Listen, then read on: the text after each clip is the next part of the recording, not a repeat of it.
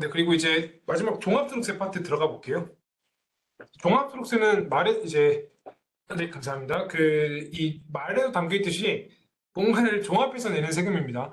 그래서 단순히 사업소득뿐만 아니라 내가 다른 소득도 전부 합산해서 과세하는 거를 종합소득이라고 해요. 그래서 우리는 이제 예비 사업자분들을 모셨으니까 이제 먼저 사업소득 위주로 좀 다뤄본다면 종합소득세는 기본적으로 1년을 단위로 1월 1일부터 12월 31일까지 단위로 소득과 지출을 합산합니다. 그러니까 소득은 소득끼리 모으고 지출끼리 모아서 이제 내가 매출이 얼마인지 그리고 이 매출에 따른 매출을 하기 위한 비용들이 얼마인지 해서 그러면 내가 순이익이 남겠죠. 그래서 이 종합소득세는 소득이라는 의미가 그 순이익에 대한 과세를 하겠다 그런 의미입니다. 그래서 이거를 이제 우리가 아까 이제 초장에 말씀드린 것처럼 정산하고 확인하고 이런 작업이 필요하겠죠.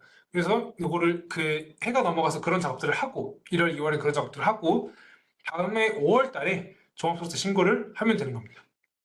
그리고 이제 그 속된 말로 그런 말이 있어요. 진짜 부자는 6월 달에 신고를 한다. 그래서 2월 달에 신고하시는 분들은 업종별로 조금 다른데 이제 도소매 같은 경우에는 15억, 제조업 같은 경우에는 7억 5천, 그리고 뭔가 전문 및 그런 기술과학 서비스업, 전문 그런 서비스업들은 매출 5억이 넘어가면 성실신고 확인 대상자가 돼요. 이게 어떤 거냐면 이 사람들은 매출이 높고 꽤 수익이 높을 것 같으니 조금 성실신고를 하는지 확인을 받아오세요. 어떤 전문가들 확인을 받아오세요라고 조금 굉장히 그 뭔가 경비 반영에 있어서도 굉장히 철저하게 반영하고 좀 외부의 확인을 받아서 아주 그 검증을 혹독하게 합니다. 이런 분들은 6월까지 혹독하게 하는 대신에 시간이 좀 더 필요하겠죠. 이런 분들은 6월까지 신고를 하게 어떤 그 배려를 하고 있어요. 그래서 보시면은 자 수입 금액에서 필요 경비를 차감해서 요게 이제 사업 소득 금액이 됩니다. 소득 금액이라는 게 결국 얼마 남겠냐 순수익 이런 의미예요. 노란색 표시한 게 뭐냐면 우리가 부가세 신고만 제대로 하면 이 노란색은 이미 되어 있어요. 요새는 세상이 좋아져서 홈택스에서 내 종합소득세 신고를 할 때 내가 부가세 때 신고한 내역을 그대로 불러올 수 있습니다. 그렇기 때문에 내가 부가세 신고만 철저히 제대로 해놓으면 이 노란색 부분은 알아서 채워져요. 알아서. 그리고 내가 사업을 위해서 쓴 경비는 맞는데 부가세 공제는 제가 범위가 좀 좁다 그랬죠. 그래서 그 나머지 부분 내가 자동차 있으면은 차량 경비들도 사업에 있었으면 인정받아야 되겠죠. 그리고 어, 기타 뭐 접대비 같은 것들 그리고 내가 그 거래처를 좀 대접을 했어. 그래서 여기에 매입세 공제는 받을 수는 없지만 사업을 위한 경비는 하잖아요. 내가 좀 그 거래처의 관계를 원만하게 하기 위해서 지출한 비용이니까. 그래서 이런 것들은 정부 여태 이제 부가세 신고한 내역들 플러스로 이 빨간색들 이 부가세 불공제되는 것들을 여기서 이제 포함이 되고요. 그리고 우리가 원천세 말씀드렸죠. 내가 누구한테 얼마 줬어요. 그리고 어떤 사람에게 얼마 줬어요. 그러니까 내가 몇 월 달에 얼마를 총 지급했어요. 그리고 누구에게 얼마 줬어요를 신고를 하는데 그걸 바탕으로 이제 인건비도 경비를 반영합니다. 또 내가 매출을 10만큼 했고 매입이 4예요. 그러면은 6이 남았죠. 이 6에다가 차량 경비들 이렇게 빼니까 차량 경비가 한 2, 인건비가 2라고 하면은 6에서 2 빼고 2 빼니까 순수익은 2만 남아요. 그럼 이제 여기서 각종 뭐 소득공제 우리가 기본적으로 인적공제라고 해서 사람 한 명당 150만 원 빼주는 거 그리고 뭐 세액공제 감면들 이런 것들이 종합소득 공제에 반영되고요. 그렇게 해서 다 공제받고 남은 과세표준 이 금액에다가 이제 세율을 곱하는데요. 이게 이제 9단계 추가 노진 세율이죠. 이렇게 해서 세율이 부과가 되는데 그래서 요 누진 구간이기 때문에 우리가 소득 과세 표준이 높아지면 높아질수록 세율도 높아집니다. 그래서 아까 제가 공동사업 관련된 얘기를 들었던 거고 이 세율 구간을 조금이라도 낮추면은 내가 그 실제로 적용받는 실효세율 이거는 이제 한계 세율이라고 해서 최고 세율이 이건 거고 실제 여기는 이제 공제들도 해주거든요. 그렇기 때문에 내가 실제로 부담하는 세율은 여기에 적혀있는 이 세율보다는 조금 낮아요. 근데 이거를 한 단계만 특히 이제 35%에서 24%요 한 단계 9% 낮게 받으면은 내가 세부담이 확 줄어들겠죠. 그래서 최대한 내가 지출한 필요금들을 하나도 빠짐없이 반영하는 게 정말 중요합니다. 그게 아니라면 이 공제들을 챙기던가. 그래서 이 세액 산출세액이 되면은 여기서 이제 세율을 곱해서 산출세액이 나오면 여기서 이제 세액 공제 감면들, 아까 말씀드린 뭐 창업 감면 이런 것들 감면 받고, 그리고 세액을 납부하면은 되는 건데요. 이게 1,000만 원을 넘으면은 한 번 정도 분납을 할 수 있습니다. 2개월 안쪽으로. 자, 이제 종합소득세가 뭐냐면 기본적으로 납세 의무자는 국내에 주소를 두거나 과세 기간에 걸쳐 183일 이상의 거소를 둔 개인을 얘기합니다. 말이 좀 어려운데요. 이제 국내 주소, 그러니까 국내에 실제로 가족들이 있고 자산 대부분이 국내에 있고, 그리고 그 사람의 어떤 사업이라든가 실질적인 소득 창출 행위가 대부분 국내에서 벌어진다고 하면은 그 사람은 국내 납세 의무자, 거주자로 봄이 타당하고, 대체로 지금 이 강의를 보시는 모든 우리 선생님들께서는 다 거주자이실 거예요. 그래서 소득세 납세 의무자다, 이렇게 생각하시면 됩니다. 과세 기간은 1월 1일부터 10월 31일까지가 됩니다. 자, 종합소득세는 말 그대로 모든 소득세들을 종합한다는 거예요. 여기는 우리가 약어로 2배 사근 연기 이렇게 표현하는데요. 이자, 배당, 사업, 근로, 연금, 기타 이런 소득들이 있으면은 우리가 매 5월달 이거를 전부 합쳐서 소득 신고를 하게 되어 있습니다. 요즘 젊은 분들한테는 N잡러라고 하죠. 대기업에 종사하면서 아니면 이미 근로자로서 종사하면서 자기가 부업으로 조금씩 사업을 하시는 분들이 계세요. 그런 분들은 내가 연말정산만 했다고 끝나는 게 아니에요. 연말정산 한 근로소득과 5월달에 내 사업소득을 합산해서 신고를 해야 되는 겁니다. 그러면은 이 취직과 양도는 2배 사근 연기에 안 들어가네요 라고 생각할 수 있어요. 이런 퇴직소득과 양도소득들은 이 소득의 성격이 어떠신 것 같으세요? 보면은 우리가 요즘은 워낙 퇴직과 이직이 자유로워졌지만 아직까지도 좀 우리 어르신들께서는 그래도 회사 갔으면 평생 직장 이게 너무 이렇게 왔다 갔다 해도 별로 이렇게 좋게 안 본다 이러시잖아요. 그리고 양도소득 같은 경우에는 우리가 집을 팔았다고 하면은 이 집을 우리가 제가 기사에서 본 건데 보통 국민 평균상 한 적어도 10년 정도는 갖고 있는다라고 어떤 통계를 본 것 같아요. 그래서 양도소득은 기본적으로 양도와 퇴직소득은 장기적으로 축적된 소득이 보통 일시에 발생하는 경우가 많습니다. 그럼 다시 말해서 얘네들을 이 종합소득에 분류를 해서 합쳐버리면은 세금이 이걸 집을 판 해에 퇴직한 해에 세금이 무지하게 나오겠죠. 그러면은 사실 이게 나라가 세금도 물론 내야 되겠지만은 그래도 국민의 어떤 최소한의 재산권을 보장을 해줘야 될 거 아니에요. 그리고 내가 집을 팔았는데 이 세금을 내 근로소득 합쳐버리면은 팔아서 세금 다 내고 어떻게 이사를 가요? 못 가죠. 그래서 퇴직소득과 양도소득은 아예 분류해서 따로 계산합니다. 합치지 않게. 그래서 우리가 흔히 말하는 종합소득은 제가 2배 사근 연기, 이자, 배당, 사업, 근로, 연금, 기타 이렇게만 기억하시면 돼요.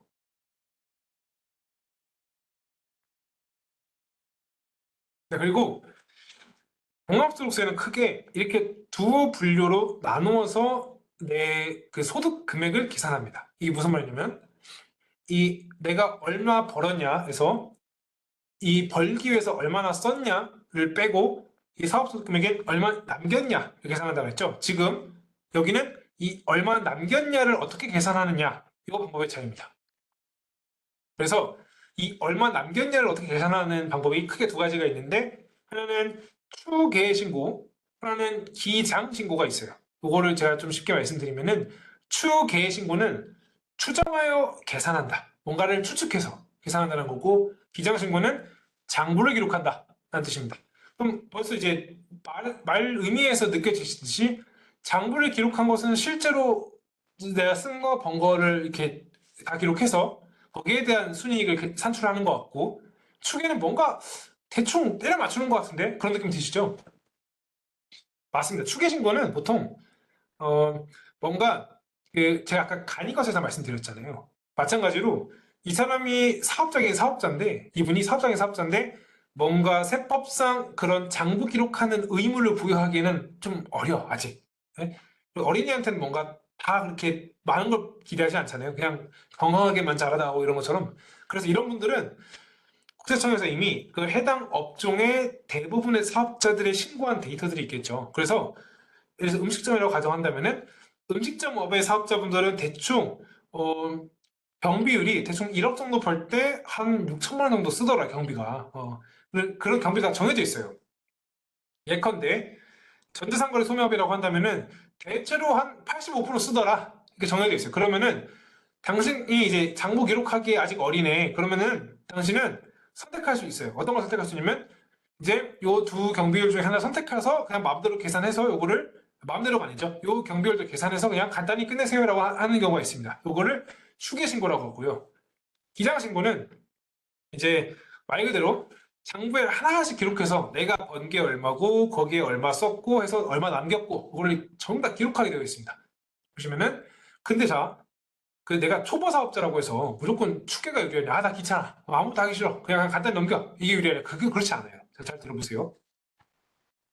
추계신고는 어쨌든 그 단순히 나와 비슷한 업종을 하는 사람들의 경비율을 계산해서 그 간단히 세금을 계산할 수 있는 방법을 알려주는 건데 제가 사업 초기에는 보통 초기 투자자분이 더 많다고 그랬죠. 특히 어떤 지식 창업이나 그리고 전자상거래 소매업이 아니고 특정한 업종에 이제 업장을 열어서 음식점을 한다든가 이런 분들은 인테리어 마이너라고 처음에는 처음부터 플러스인 경우는 거의 없잖아요. 그렇기 때문에 마이너스인 경우에는 내가 얼마 벌었고 얼마 들었고 이걸 계산해서 마이너스를 낼 수 있어요. 그러면은 마이너스를 내면 뭐가 좋냐? 특히 내가 이제 엔잡러다. 흔히 말하는 이제 직업 여러 개인 사람이라고 하면은 내가 다른 사업장에서는 플러스가 났고 이 사업장에서는 마이너스가 났네. 그러면 얘네 둘을 합해줍니다.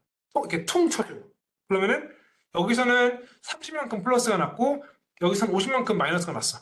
그러면은 이거를 퉁 하면은 오히려 내세금이 없어지는 거겠죠. 그리고 이거를 조금 더 심화해 보면은 내가 연말정산으로 회사에서 내가 고액연봉자야. 그래서 한 180만 원 토해냈어. 근데 내가 사업에서는 마이너스가 났네. 3천만 원 정도가. 그러면 내가 귀찮다고 해서 초기에 신고를 하는 게 아니고 장부를 기록하면은 마이너스 3천을 만들면 되죠. 실제로 3천만큼 결손이 났으니까 장부를 기록하는 겁니다. 그러면은 연말정산된 소득과 이 마이너스 3천 된 소득을 합쳐요. 그럼 오히려 3천만 원 결손 낸게 반영되니까 연말정산된 이 세금을 돌려받을 수 있는 겁니다. 그렇겠죠. 종합소득이라며. 그죠? 모든 소득을 합쳐서 신고한다고 했잖아요. 근로에서는 플러스가 났지만 내가 번 게 곧 플러스니까 근로는 플러스가 났지만 사업은 마이너스니까 그러면 내가 실제로 1년간 번 건 얼마냐? 오히려 적자 아니냐? 빌려달라 할 수 있습니다. 그리고 한 가지 더. 우리가 사업 초기에는 마이너스가 나다가 한 1년 차는 뭐 초기에 시설도 좀 투자하고 내가 마이너스가 났어. 그래서 한 5천이 마이너스네? 그럴 수 있을 거예요. 그럴 수 있어요. 충분히. 2년 차는 그래도 열심히 일했어. 한 천만 원 정도 마이너스가 났네? 그러면 우리가 누적 마이너스가 6천이죠? 3년 차부터는 정말 열심히 했어. 내가 5천이 플러스야. 그러면은 그때부터 세금 5천을 남긴 5천에 대해서 세금을 내냐? 그렇지 않아요. 우리나라는 이 추계 신고를 하면은 추정하여 계산한 거니까 인정해주지 않는데 장부를 기록하면은 내가 실제로 마이너스 한 게 명명백백히 각종 증거들을 통해서 입증이 되는 거잖아요. 그러면 우리나라는 이 마이너스를 최대 15년간 2월에서 쓸 수 있습니다. 이게 무슨 말이냐면은 내가 2025년에 마이너스를 냈다. 그러면은 이 마이너스를 2040년까지 발생한 그런 회계 기간 동안 한 번이라도 수익이 발생하면은 내가 이 마이너스를 끌어다 쓸 수 있어요. 다시 말해서 내가 1기에 마이너스 5천, 2기에 마이너스 1천, 3기에 플러스 5천이면은 3기에 벌써 당장 세금을 얼마 정도 내야 될까요? 여기에 제가 5천이니까 24% 그냥 공제 계산 안 하고 대충 계산해 보겠습니다. 이러면 그냥 대략 계산해서 그냥 1,200만 원인데 그러면 내가 1년 전, 2년 전에 쌓아놨던 마이너스가 6천이나 있죠. 이거를 갖고 와서 3년 차에 퉁 없애버릴 수가 있어요. 그러면은 1,200만 원 세금 안 내도 되겠네. 어떻게 보면은 초기에 투자 비용 그 적자난 거 내가 좀 보전해주겠다라는 어떤 응당 그래야 될 것 같으면서도 이 추계 신고는 그냥 단순히 투자마저 계산한 거잖아요. 그냥 찍은 거잖아. 실력이 아닌 거잖아요. 그죠? 이거는 인정해줄 수 없다는 거예요. 증거도 없고 그냥 출력해서 편하게 계산을 할 수 있는데 이거는 장부를 기록한 건 아니니까 인정받을 수 없는데 그에 반면에 내가 번거롭지만 장부를 기록해서 신고를 하면은 실제로 마이너스라는 게 입증이 되고 그게 그냥 숫자만 쓴 게 아니고 내가 서류들로 다 그 온갖 그 우리가 세금계산서, 신용카드, 현금영수증 등으로 입증이 되잖아요. 이런 것들은 언제든지 15년간 이월에 쓸 수 있으니까 내가 좀 미래를 도모하고 오랫동안 사업을 할 거라면은 장부를 기록하는 게 좋겠죠. 네. 이 부분은 꼭 알고 하시면 좋을 것 같아요. 그래서 가끔 이제 종합소득세 신고하러 이제 아마 곧 5월이 되니까 또 경험할 것 같은데 매번 경험할 때마다 제가 법인 소속일 때, 법인 소속 근로자일 때 작년하고 재작년 마이너스고 올해부터 플러스였더니 뭐 이렇게 세금이 많이 나오냐라고 하시는 억울해하시는 분들이 있는데 그 세금 신고하셨던 기록을 다시 제가 확인해 보니까 다 추계로 신고하신 거예요. 그러면 이걸 하나도 인정 못 받았습니다. 예. 얼마나 억울해요. 요거는 꼭 한번 내가 장기적인 관점에서 한번 생각을 해보실 필요가 있다라는 말씀을 꼭 드리고 싶어요. 근데 이거는 조금 어려운데 종합소득세 신고 방식을 제가 이 기장 의무와 추계 신고 대상자 이렇게 나눠놨는데요. 그러니까 요 금액이 넘어가면은 당신은 이렇게 신고해라. 이런 기준입니다. 좀 쉽게 설명드리면은 실제로 업종 여러 개가 있어요. 도소매 농업, 그리고 제조업, 숙박 및 음식점업, 그리고 부동산 임대업이나 전문가 기술 서비스업, 교육 서비스업 이런 것들이 있죠. 같은 업종 분류로 나뉘는데 자, 기장 부문은 크게 간편 정보가 있고 복식 부기가 있습니다. 간편 정보는 뭐냐면 그냥 가계부 쓰는 거예요. 내가 오늘 뭐 30만 원 벌었고 근데 배달비로 뭐 15만 원 썼고 이런 식으로 그냥 기록하는 겁니다. 그냥 간단히만 기록을 하면 되는 거예요. 근데 복식 부기는 뭐냐면 간단히가 아니고 손익계산서, 재무상태표 이런 어떤 우리가 일반적인 주식 투자하시는 분들 기업의 재무제표 많이 보시죠. 그런 것처럼 재무제표로 복식부기로 기록을 해야 되는 겁니다. 차별 대변 시. 그렇기 때문에 간편정보. 그래서 도소매 농업 같은 경우에는 매출이 높을 수밖에 없지만 매출이 높다고 순이익이 높진 않죠. 이런 업종들은. 그래서 3억이 안 되는 분들은 그냥 간단히 가계부만 쓰세요. 이런 개념인 거예요. 그래서 제조 숙박인 음식점업은 1억 5천이 안 되시면 그냥 간편하게 가계부만 쓰시고 그리고 부동산 임대업 이런 업종들은 부가율이 높겠죠. 그러니까 부가가치가 높겠죠. 이렇게 부가가치를 수입을 창출하기 위해서 그렇게 매입이 많지 않을 거예요. 그죠? 대부분이 뭐 인건비나 이런 거겠죠. 이런 분들은 요 금액에 미달하시면 그냥 가계부 정도만 쓰세요. 이런 것들이고 이제 요 금액이 넘어가면은 내가 이 당신은 더 이상 이제 아이가 아니신 거예요. 그래서 재무제표 우리가 회계 기준에 맞게 재무상태표 손익계산서 맞춰서 쓰세요. 이렇게 아예 그 의무를 부여하고 있습니다. 그리고 더해서 외부 조정이라고 해서 이제 당신께서 요 업종에 해당하시면서 매출이 6억, 3억, 1억 5천 넘어가시는 경우에는 이런 경우에는 전문가의 확인을 받으셔라. 이제 당신은 이 정도 매출이면은 홀몸이 아니세요. 우리가 그 직원들도 많고 이런 경우에 이제 홀몸도 아니라고 표현하잖아요. 그죠? 이런 경우에는 망하시면 안 돼. 그러니까 내가 얼마 벌었고 얼마 남고 이런 거 차기적으로 관리가 안 되면 위험해. 그렇기 때문에 이런 경우에는 이제 저 같은 이제 전문적인 사람들한테 입증을 받으셔라, 확인을 받으셔라 이런 분들인 겁니다. 그리고 추계신고라고 해서 이제 추계신고 유형에도 기준경비율이 있고 단순경비율이 있어요. 그래서 기준경비율 같은 경우에는 이제 경비를 조금만 인정해 주는 거고 그냥 제가 편하게 말씀드릴게요. 그냥 쉽게 단순 경비 같은 경우에는 매출이 낮을수록 그 어떤 그 뭐랄까요 규모 경제가 작으니까 경비 인정만 그러니까 경비도 많겠죠. 그러니까 남는 게 얼마 없겠죠. 그래서 이런 업종에 해당하면서 6천만 원이 넘어간 매출이 6천만 원 넘어가면은 이제 조금만 경비를 인정해 주는 거고 그리고 6천만 원이 안 되면은 경비를 많이 인정해 주는 거고 이렇게 생각하시면 편합니다. 그래서 난 도대체 언제부터 장부를 기장을 해야 되냐 이렇게 많이 물어보시는데 이 경비율 차이가 많이 나잖아요. 그죠? 기존 경비를 이렇게만 인정한다는 건 사실상 그냥 장부 쓰세요. 이렇게 권장하는 거랑 다름이 없어요. 그죠? 그래서 보통 기준 경비율 대상자가 되시면 그때부터는 장부를 좀 하시는 것 같아요. 네. 꼭 그렇다고 해서 장부를 이 밑에는 하면 안 되는 거냐? 그건 아니죠. 내가 마이너스라고 한다면은 제가 말씀드렸죠.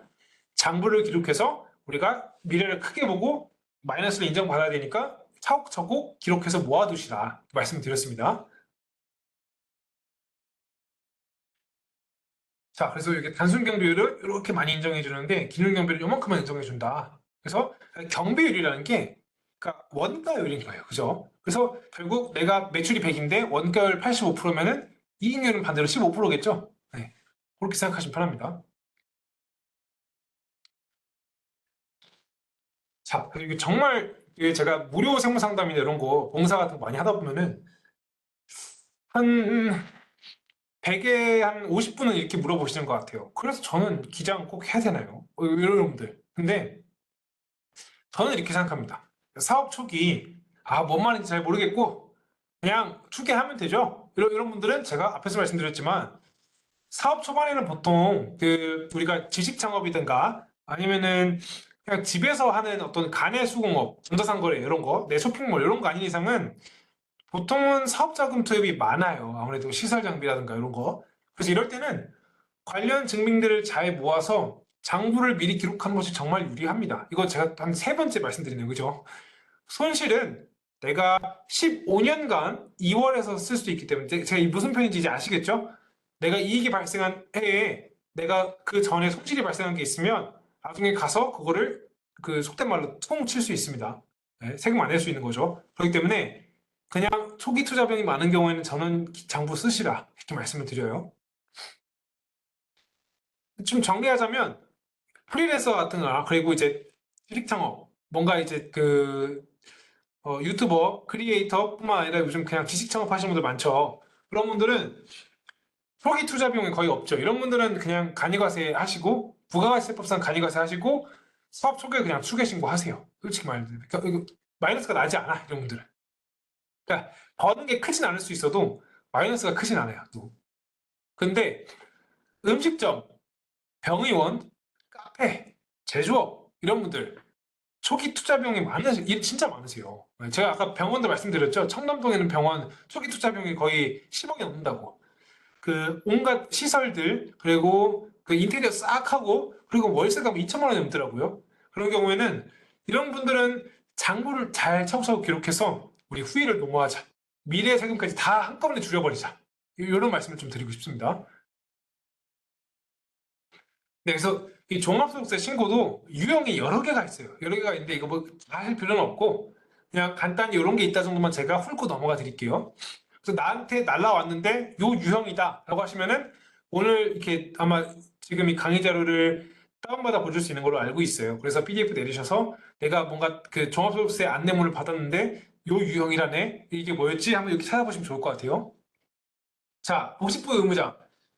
복식부 의무자 제가 말씀드렸죠. 재무상태표, 손익계산서 이런 거 착착착 만들어야 된다고 보시면은 이 S 유형은 뭔가 매출이 높은 사람이에요. 그죠? 이런 사람들은 이미 그 세무사 도장 받아와야 돼. 제대로 신고했는지. 높은 사람. A 유형은 그것보다 매출이 더 높아. 이거는 무조건 당신은 본인이 스스로 하지 마시고 외부한테 맡기세요. 이런 사람들. 그리고 B는 매출이 높긴 한데 그냥 본인이 하셔도 크게 무리 없어요. 이런 분들은 B 유형. C 유형은 뭐 그냥 복식부기 의무자 그냥 그러니까 재무상태표 손익계산 정도를 만드세요 이런 분들 그리고 이제 대체로 초기 사업자분들은 여기 간편정보 대상자에 많이 해당하실 텐데 D 유형 간편정보를 만들어야 되는 사람들 그리고 E 유형은 내가 소득이 여러 개야 아까 제가 말씀드렸죠 근로소득도 있으면서 사업소득도 있어 이런 사람들은 E 유형에 해당하고요 그리고 주로 F 유형, G 유형에 해당하실 건데 이런 건 제가 뒤에서 말씀을 드릴게요 그 다음에 I형은 뭐냐면 똑바로 신고 안 하는 사람들 막 가짜로 경비 반영하고 막 생생면에서 사오고 그거 불법이에요 그거 생생면 사오는 거 그거는 형사처벌 대상입니다 그래서 그런 것들은 절대 하시면 안 돼요 네. 무슨 뭐 절세 단말기가 있니 이런 거 그냥 그런 거는 그냥 믿지 않으시는 게 좋습니다 네. 그래서 I형은 뭔가 세무서에서 이제 알고 있어 당신 똑바로 신고 안 한 거 내가 알고 있어 지금 기회를 주는 거야 마지막 기회를 주는 이런 사람들이에요 네. 이 I형이 되시면 안 되겠죠 V유형은 주택 임대소득 같은 경우에는 2천만 원이 안 되면은 그냥 따로 떼서 분리과세를 할 수 있는데 이런 분들은 그냥 따로 안내를 간단히 하고 있습니다. 주로 아마 초기 사업자분들은 여기 이제 D에서 G 간편정보 대상자에 해당하실 것 같아요. 특히 이 G와 F에 해당하실 텐데 이건 뭐냐면 그냥 아무것도 안 해도 세금 발생하지 않으시니까요. 그냥 간단히 ARS로 전화하시거나 홈택스 가서 버튼 몇 개만 누르시면 세금 신고 끝납니다. 보통 환급이 많이 나오실 거예요. F형은 간단하게 끝나긴 하는데 납부하실 세금 좀 나오는 경우 이런 경우에는 뭔가 본인이 혹시나 비용으로 반영 참 아직 미처 못한 게 있으면 추가로 반영해서 이 납부한 세금 좀 줄이거나 이런 노력을 하실 수 있겠죠. 보통 F와 G에 해당하실 겁니다. 근데 G는 환급이 나오니까 그냥 버튼 몇 개 누르면 끝나는 거고, F는 환급은 아닌데 보통 이런 경우에 세부담이 크지는 않습니다. 네, 그래서 종합소득세는 어떻게 해야 되냐? 기본적으로 부가세 신고 제대로 하시면 돼요. 제대로 하시면은 거의 한 85%는 해결이 되는 겁니다. 보시면 이 빅3들, 이거 제가 앞에 부가세에서 말씀드렸죠. 세금계산서, 신용카드 현금영수증, 그리고 계산서들 이런 거 받으시면은 이건 기본적으로 이제 인정받은 거고, 그리고 부가세 그 매입세 공제의 범위가 종합소득세 필요경비의 범위보다 약간 좁다고 말씀드렸어요. 그래서 인정받지 못한 경비들, 우리가 그 인건비들, 근로소득, 상용근로자분들 모시는 경우, 그리고 내가 외주를 주는 경우 사업소득, 그리고 강의, 자문을 받는 경우 기타소득, 이런 거는 소득을 직접했으면 원천세 신고를 하고, 그리고 이제 경비로 반영할 수 있습니다. 그리고 내가 사업을 위해서 쓴 경비는 맞아. 근데 부가세는 공제 못 받은 것들, 접대비, 승용차 쓴 거, 승용차 탄 거. 물론 여기서 카니발 뭐 9인승 이상, 펠리세이드 9인승 이상, 레이, 모닝, 그리고 캐스퍼 이런 것들은 다 인정받을 수 있습니다. 그거는 부가세로 공제받을 수 있어요. 그리고 신용카드 연금영수증 수령액 중 내가 증빙은 받았는데 이게 부가세는 공제 못 받았어. 이런 것들은 다 전부 가능합니다. 단 전체가 사업을 위해서 써야 되는 거예요. 네, 우리 아이 학원비 이런 거 안 돼요. 네. 심심하시면 이런 거 한번 읽어보세요. 우리가 경비로서 인정받을 수 있는 것도 이런 게 있습니다. 급여, 뭐 공과금들, 세금, 국민연금, 건강보험, 전기요금 이런 것들 다 인정받을 수 있고, 수도비, 그리고 이자, 대출 받았으면 이자 당연히 인정 가능하고, 접대비 가능하고요. 기부도 가능하고, 그리고 이제 어떤 토지나 건물 샀다거나 내가 그 사업을 하기 위해서 아예 그 사업장을 사버렸어. 그러면은 그런 것도 감가상각비 인정 가능하고요. 차량 유지비 경비 가능하고, 각종 뭐 배민 이런 수수료들 인정 가능하고 이런 것들이 있으니까 한번 알아보시면 좋을 것 같습니다. 근데 PYM님 제가 질문 답변드리면은 부동산 임대업의 경우에는 이제 상가 같은 경우에는 비주거용 건물 임대업이라고 해서 재산세 가능하고요. 그리고 만약에 내가 그 종부세 대상 토지다. 만약에 그 토지가가 공시 가격으로 80억이 넘어간다. 이런 경우에는 이제 종부세로 나올 수 있는데 그런 경우에는 그런 것도 전부 다 인정 가능합니다. 재산세 그리고 대출 이자 비용 전부 인정 가능해요. 만약에 공실이면 내가 대신 관리비 이런 것들 그런 거 다 인정 가능합니다. 그리고 자 그냥 세액 가면 세액 공제가 있다 이런 거 있으면 내가 챙겨서 공제 받으면 된다 이렇게 말씀드리고 이제 빨리빨리 넘어갈게요. 그리고 최저한세가 뭐냐면 내가 세액 감면과 공제를 받더라도 우리 적어도 이 정도는 세금 내자 이런 걸 정해놨어요. 그래서 뭐 한 3%다라고 하면은 내가 최종 과세 표준이 3천만 원이다라고 했을 때 3%면은 90만 원이죠. 그러면은 세액 공제 감면 아무리 받더라도 적어도 90만 원 내야 되는 겁니다. 이런 게 있어요. 그리고 세액 감면 공제가 중복이 안 되는 경우가 있으니까 꼭 확인하셔야 됩니다. 그럼 제가 대표적인 세액 감면 몇 개만 알려드리면은 우리 지금 오시는 분들은 광주, 전라도 지역에 계신 우리 선생님들 많으시잖아요. 자, 우리가 창업 중소기업에 대한 세액 감면 받을 수 있습니다. 기본적으로 광주에 해당하면은 광주나 전라도에 해당하면은 청년이면서 창업 감면 받을 수 있는 업종을 해당하고, 그러니까 예를 들어서 34세 이하다 내가 그리고 업종이 법에서 정하는 업종을 창업했다고 하면은 5년간 소득세 100% 감면해 줍니다. 이거 정말 전무후무한 혜택이에요. 우리나라 세법에서. 그렇기 때문에 꼭 챙기시고 내가 그 특정한 업종을 영위하면서 청년은 아니야. 근데 과밀억제권역은 아니야. 그런 경우에는 우리 일반적 선생님들은 50%까지는 5년간 감면받으실 수 있으세요. 그래서 과밀억제권역 안에서 창업하면 여기 인정받을 수 없거든요. 어디냐고 하면은 이렇게 빨간색들. 그러니까 서울 수도권 여기는 창업해도 인정받을 수 없어요. 업종은 제가 여기 다 나열해놨으니까 내가 혹시 여기에 해당하는지 그리고 내가 혹시 창업을 할 것들 미리 좀 보시고 이 업종에 해당하는 것들을 하면 좋겠죠. 그래서 여기 해당하는 업종을 하셔서 꼭 감면 챙기시기를 바랄게요. 네, 그래서 이제 보통 우리 광주랑 전라도 같은 경우 과밀업종은 바깥이니까 말씀드리면은 내가 청년이면서 해당하는 업종이다. 100%. 청년은 아닌데 해당하는 업종이다. 50% 가면. 5년간 50% 100% 감면입니다. 얼마나 큰 혜택이에요. 그죠? 네. 그러니까 청년은 내가 당연히 법에서 말하는 나이들은 다 만 나이예요. 그래서 만 34세 이하인 대표님들은 이제 5년간 100% 감면 받을 수 있는 거고 업종 충족하셔야 되고 근데 대신 우리 코로나 가신 우리 남자 어떤 그 남자 대표님들 청년 대표님들은 그 내가 군대 간 거는 그 기간에서 차감해줘요. 그래서 내가 36인데 2년간 군에 갔다 왔어. 그러면은 나는 36에서 2년 빼서 34살로 인정받아갖고 창업감면 받을 수 있는 겁니다. 네, 최근에 요 한도와 감면율이 조정됐어요. 그래서 이제 이게 원래 한도가 없었거든요. 그래서 막 유튜버 같은 사람들 송도, 인천 송도에 가서 막 몇십억씩 감면받는다 이런 기사를 보셨을 거예요. 그렇기 때문에 이게 한도가 5억이 생겼고 아마 이제 그 광주나 그 전라도에 계시는 분들은 요거 이제 이 요율이 줄어드는데 요거는 해당 사항 없으시니까 그냥 50% 100% 정도만 기억하시면 될 것 같아요.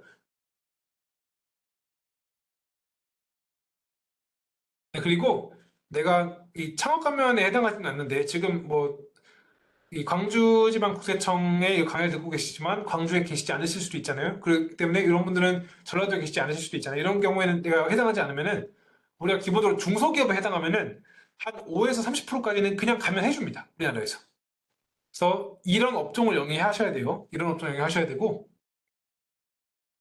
그리고 제가 아까 그 상용 근로자분들 모시면 기본적으로 우리가 그 연봉에 부과해서 식대 그리고 사대보험까지도 들어가는 비용이라고 생각을 해야 된다고 말씀드렸잖아요. 그러니까 근로자 고용하기가 녹록지가 않아요. 그래서 우리나라에서는 이 엄청난 세금 혜택을 주고 있는데 근로자 한 명을 고용하면은 이거를 세액 공제를 해줍니다. 그러니까 보시면 내가 청년 등 상시 근로자를 고용하면은 내가 지금 지방이죠 우리는 그러면은 한 명당 1,550만 원을 공제해줘요. 자, 내가 지금 얼마 벌었냐, 얼마 벌기에 썼냐라고 해서 순수익이 1억이다라고 한번 가정해 볼게요. 우리 세율로 한번 가볼게요. 자, 1억이 한 35% 구간이죠. 제가 공제 하나도 누진 공제 반영 안 하고 그냥 35% 곱해 보겠습니다. 그러면 3,500이잖아요, 세금이.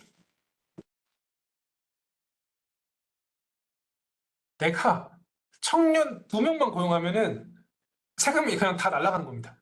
그러니까 이만큼 우리나라에서 이제 고용을 뭐랄까요? 고용을 지원하기 위해서, 고용을 좀 장려하기 위해서 이렇게 큰 혜택을 주고 있어요. 물론 이제 요건이 있습니다. 상세한 거는 적어도 전년도에 비해서 상시 근로자가 감소하면 안 돼요. 감소하면 이건 추징당합니다. 세금 공제 같은 거 다시 뱉어내야 돼요. 그러니까 내가 적어도 미래를 봤을 때, 내가 그 근로자를 적어도 현행 정도 유지할 수 있을 것 같아. 그러면은 이런 공제 받으시면은 보세요. 순이익 1억인 사람이 세금 하나도 안 내도 되죠, 거의. 그러니까 이런 거 꼭 잘 챙겨 드시면 막상 소득세는 또 절세할 수 있는 방안이 여러 개가 있습니다. 네, 그래서 정리하면은 거의 막바지에 왔어요. 아도 고생하셨고 이 감면도 빅3가 있죠. 창업 중소기업 세액 감면 50% 100%짜리 그리고 그냥 중소기업 해주는 중소기업 특별세액 감면 그리고 물론 중소기업이면서 업종도 해당해야 됩니다. 그리고 고용하시면은 이 효율적인 세액 공제 그래서 창업 중소기업 세액 감면 중소기업 특별세액 감면 투입고용 세액 공제 이 세 가지 중에 보통 하나는 걸리거든요. 그러니까 요걸 꼭 받으셔가지고 세액 공제 혜택 받으시길 바랄게요. 정리하면은 종합소득세는 기본적으로 자 노란색 부가세 신고만 제대로 해도 종합소득세 신고의 한 90%, 80% 정도는 끝이에요. 거기다가 플러스 알파로 내가 부가세 공제 안 되는 경비들 그리고 인건비들만 추가로 반영해서 끝내면 되는 겁니다. 근데 이제 당신께서 얼마나 남기셨어요?를 사업 소득금액이라고 하는데요. 이거를 제가 아까 말씀드렸죠. 추계, 기장 두 가지로 나뉜다. 추계는 추정하여 계산한다. 기장은 장부를 기록한다라는 뜻이고 내가 초기에 투자 비용이 많아. 그거를 아직까지 세금 안 내고 싶어. 라고 하면은 기장으로 가는 게 유리하다. 근데 내가 프리랜서고 투자는 안 나. 많이 벌진 못하지만 그러면 그냥 추계로 가시는 것도 괜찮다. 말씀드릴 수 있을 거고 세금공제 가면 빅3 창업중소기업 세입가면 청년이면 100%까지 돼요. 청년이 아니시면은 50%는 해줍니다. 5년간. 그리고 중소기업 특별세입가면, 그리고 고용가면 내가 1억을 남겼는데 보죠. 1억에 35%면 3,500이죠. 물론 이 실효세는 이보다 더 낮아요. 그런데 두 명만 고용하면 벌써 3천만 원 공제해 주잖아요. 세액공제로. 세금이 거의 없어져. 그러니까 이 빅3 꼭 챙기시길 바랄게요. 꼭 챙기시고 그러면은 사실 뭐 나빠하는 생각이 그렇게 없겠죠. 네. 그래서 첫째로 부가세 신고 제대로 하자. 그러면은 벌써 80%는 해결. 이게 첫 번째 고비. 두 번째 고비는 추계로 할지 기장으로 할 건지 유불리 제조를 따지자. 이게 두 번째 고비. 마지막 세 번째는 감면 잘 챙겨 먹자. 네, 감면 챙겨 먹자. 이게 세 가지. 이렇게 세 가지 다 챙기시면 어지간하면은 다들 납득하면 뭐이 정도는 내야지. 그러는데 이렇게 생각하실 거예요. 네, 그래서 무엇보다도 가장 적시, 그러니까 우리가 제대로 세금 신고하지 않으면 기본적으로 이제 가산세가 엄청 붙기 때문에 그 정해진 시간 안에 세금 신고 납부하는 것도 가장 기본적인데 이게 가장 핵심이에요. 그래서 이거 이렇게만 하셔도 절세 전략이다. 이렇게 좀 말씀을 드리고 싶고 제가 준비한 건 여기까지고요. 그래서 오늘 그 바쁘신데 월요일 이 황금 시간대, 영업 시간대 저랑 이제 같이 해주셔서 감사하고요. 혹시 궁금하신 거 있으시면은 지금 남겨주셔도 되고, 만약에 지금 너무 사람들이 여러 명 있어서 이게 공식적인 자리에서 남기긴 조금 뭐 할 수 있잖아요. 그죠? 조금 부끄러울 수도 있고, 그죠?